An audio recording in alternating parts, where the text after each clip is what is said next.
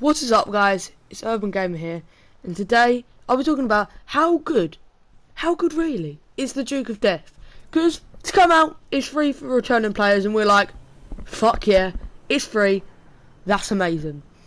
But is it really that good? Because there are two other amazing armoured vehicles: the Insurgent, which is basically a tank, and the Kuruma, which is amazing for heists. So we'll be looking how good is it. So the first thing you've got to think about is it really that fast? And holy fuck, it really is. I think pretty much the fastest muscle car. I'm pretty sure it is.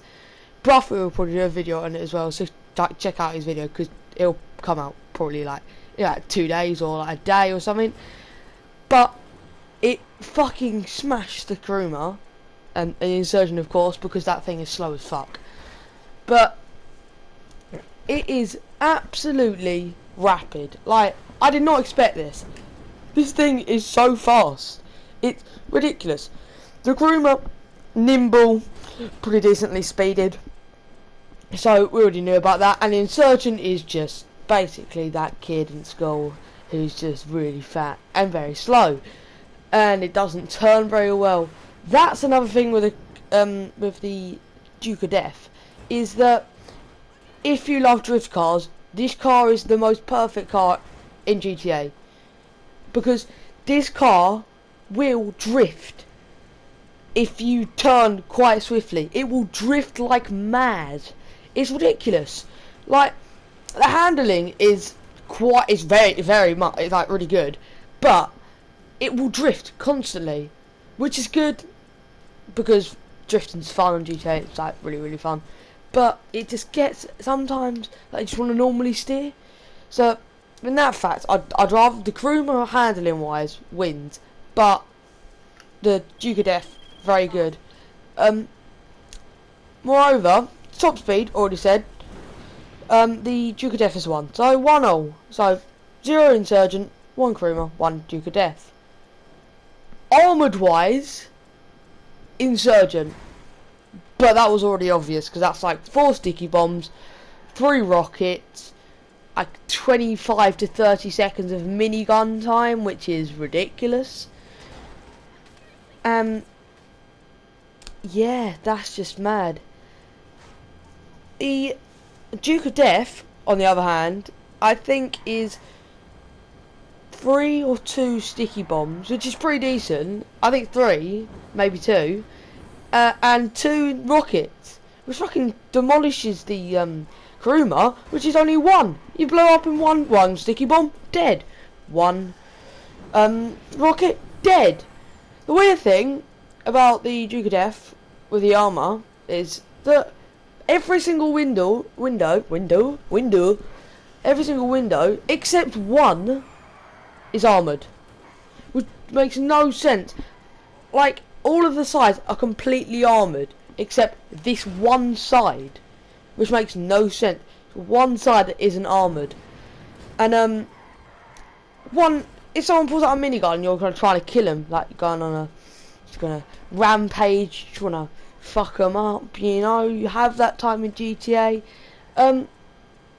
Well, they pull out a minigun, you're fucked.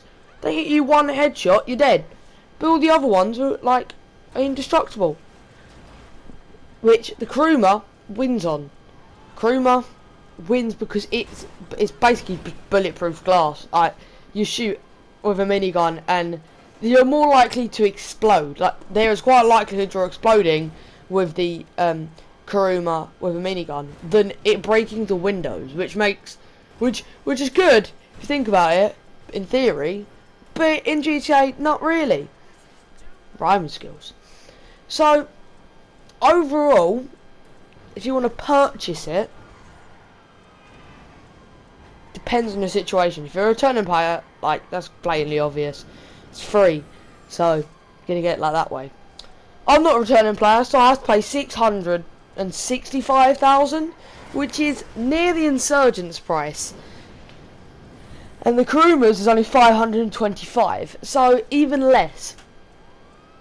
If you want to, I'd get it. personally, probably just gonna get it because it's fucking amazing. Drifting, armoured. But if you're doing tactically, I'd rather, but you'd probably prefer having a tank, the insurgent, to just go around and basically indestructible, except the non-bulletproof windows, or the crewmer if you're going to do heist, because no one ever pulls out a sticky bomb or a rocket launcher or a minigun in the heist. They only pull out like SMGs, and that's not going to do shit to you. All it's going to do is you're going to massacre them. That's it. So, heist-wise, go for the crewmer. Tanking-wise and bringing the most friends around, I'd go for the insurgent, because I think that can hold 6 people. Messing around and just pure amazement vehicle, Duke of Death, because that thing is amazing. But it only seats 2 people, including the driver, of course. Whereas a crewmer for Duke of Death 2 and the insurgent 6. So that was the video today. If you want to buy the Duke of Death, do it. Personally, probably going to do it anyway, because that's an amazing vehicle and it's just sick. As well, you see the table for the positives and negatives. So if you want to pause it here, I highly recommend it, because these show basically all the things you need to know. You'll see here the insurgent basically just bullying the hell out of people pretty easily, but not portraying it properly, because I don't know what happened. You can also mount cars, which is banter and just a lot of fun. You can go around in free mode and just kill everyone, which is the best thing on GTA.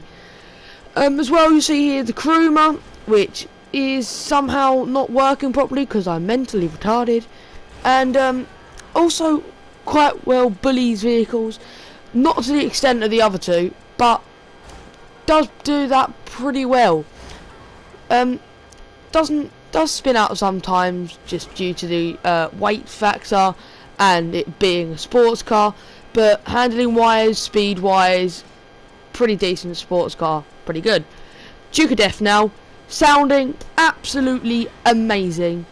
It spins out sometimes when you ram into cars, just due to the fact of the handling, because you know you can drift, so you know the handling is going to be quite intense. But the sound of it, the drifting, as you see here now, which just drifts madly, is really, really fun. If you're a returning player, it's a basic definite gonna buy it, because if you don't, I will personally smack you in the face, because it's free and it's worth 665k to all of our people, which pisses me off. You see now, I start bullying civilians because that's fun, because they're all pricks and it's fun to do that anyway. You do it in free mode. But I will see you in the next episode.